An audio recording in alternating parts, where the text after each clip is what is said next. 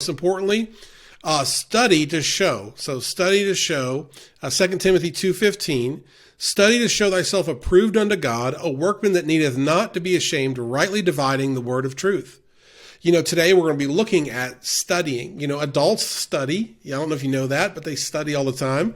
At work, they study, and they study to figure out how to do things. Whether you work in IT, marketing, whether you work on a job, on a factory floor, in a store, anywhere else, you have to study all kinds of materials. There's all these inputs coming at you, and we study all the time. It's part of life. And what God reminds us here through the Apostle Paul, he's writing to Timothy. Remember, Timothy was like his protege. It was like his son. He loved Timothy. And he said, Timothy, study to show thyself approved unto God, a workman that needeth not to be ashamed, to rightly dividing the word of truth. Now, what that means is that we should study God's word. And the image here is perfect.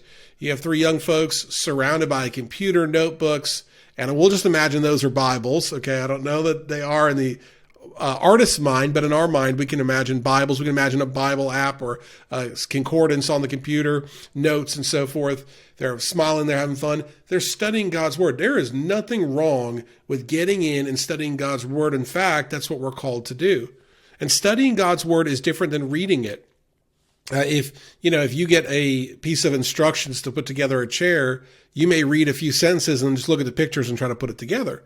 But for us to be put together as people, we must study God's word. That means, like, if you read something, you're asking yourself, do I understand what this means?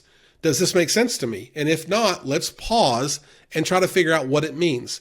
And with the mobile phone and with apps and so forth,